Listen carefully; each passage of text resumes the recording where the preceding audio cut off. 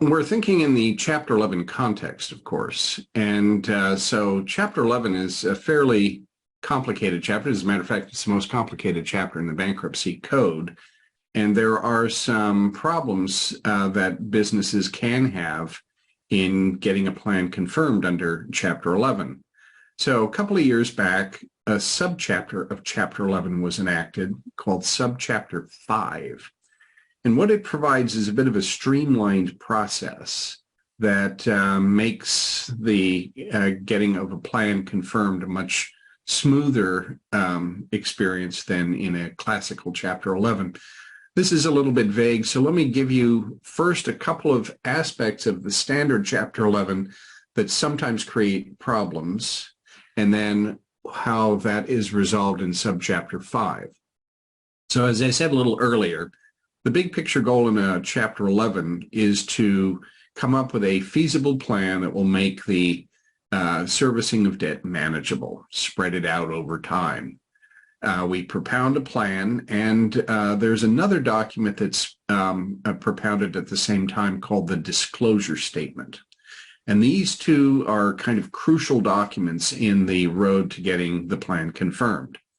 The disclosure statement is supposed to provide enough information so that when creditors review it, they have a sense of what's going on, what brought the debtor to this particular point, and what does the debtor have available to make this all work. And then the plan has sort of the nuts and bolts of how the creditors are going to be treated. And there is a requirement that the judge find that the disclosure statement has adequate information to inform the creditors. And so when they get the plan, they're going to vote on the plan. They need that information to see, is this a plan I really want to vote for? Then the creditors are put into various classes according to the types of debt. For example, a secured creditor, that is a creditor who has a claim that's secured by collateral by some asset that can be repossessed in the event of a default, goes into its own class.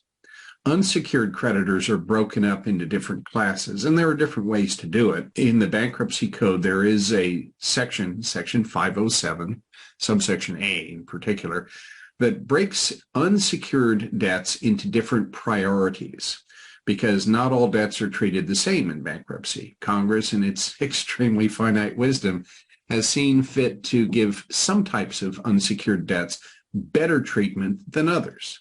For example, if the debtor is an individual rather than a business, then the debtor can still file under Chapter 11 or even under some cases, Subchapter 5. And the debtor has domestic support obligations, they're given top priority. A little further down, priority taxes are given 8th priority. And there's a whole list of these priorities. So creditors are put into these classes, and then the classes vote. Now, the individual creditors vote individually, but the votes are tallied within a class. If all the classes vote in favor of confirmation, then the court can simply confirm the plan. Notice, I'm not saying each creditor voted in favor of the plan, but the class voted in favor of the plan. So if that happens, great. If it doesn't, then that triggers something called the absolute priority rule. And the idea behind this is, because we have these priority classes and some are higher than others, that the higher ones have to be paid in full before the lower ones get anything. So you can sort of think of this as like one of those fountains I'm sure you've seen with the successive bowls, and there's a water spout at the top. Water comes out of that spout. It has to fill the top bowl before water spills out into the next bowl, and so on down the line. So you can think of a bowl as a priority class. And so one priority class doesn't get a penny until the class just above it has been paid in full. Further on down are what are called the general unsecured creditors. They aren't given any special priority. And then below them is the debtor. Now, why is that important? Well, the debtor, prior to filing the bankruptcy case, the debtor has assets and the debtor has debts. When the debtor files a bankruptcy case under Chapter 11, the act of filing the petition creates a bankruptcy estate. What goes into that estate is all the assets, and then the debts become claims against that estate.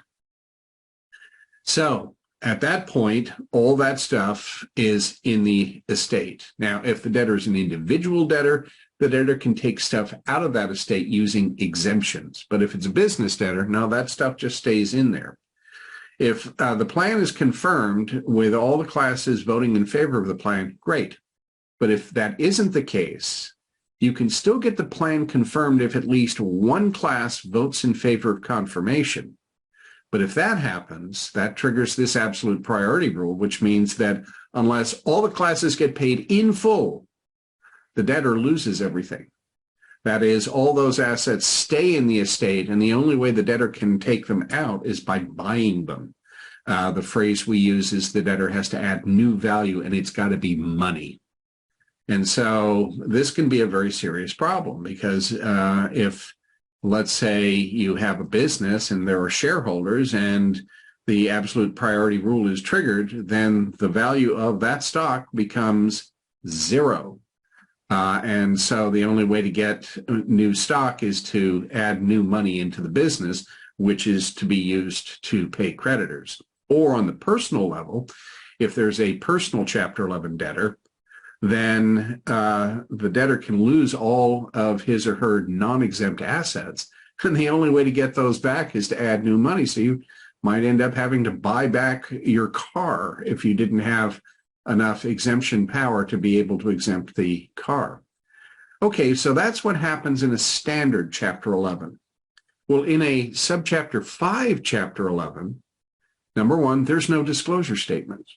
It does streamline that process. Now, in practical terms, the judge will undoubtedly want, if no disclosure statement, something in the plan that constitutes enough information so that the creditors can intelligently vote on the plan. And in fact, there is a lot of overlap even in a standard Chapter 11. Stuff in the disclosure statement is repeated in the plan and vice versa. So it does remove that extra layer of complexity. And in subchapter 5, the creditors still get to vote. But the plan can be confirmed even if no classes vote in favor of the plan. On top of that, and this is really important, there's no absolute priority rule. So that means that even if none of the creditors vote in favor of the plan, if the plan is still fair and equitable in the judge's perspective, the plan can be confirmed and the debtor still keeps all the assets. So that's a very big plus. Now, there is one little wrinkle here that does create an extra burden. In a standard Chapter 11, there is no Chapter 11 trustee, usually, unless something's gone terribly wrong, and then the judge will appoint a trustee. In a subchapter 5, there is a subchapter 5 trustee who has to get paid for his or her services. Now, the main goal for that subchapter 5 trustee is to work to get the plan confirmed. And if the plan is a consensual plan, that is, all the classes voted in favor of the plan, then that person's duties terminate. And of course, the person is going to be paid out of the plan for those services that were rendered. But if the plan is a non-consensual plan, then the subchapter 5 trustee stays on for the life of the plan to serve as an administrator, administering the payments, administering the plan, as it were. Well, that means that that person now stays on and gets paid for the services provided. So it's as if you've just added a new creditor to the stew. So that is a bit of a wrinkle that means that if at all possible, you'd want to try to get that subchapter 5 plan confirmed as a consensual plan with all the classes voting in favor of it. So are there advantages to being a small business debtor? Absolutely. But there is another edge to that sword.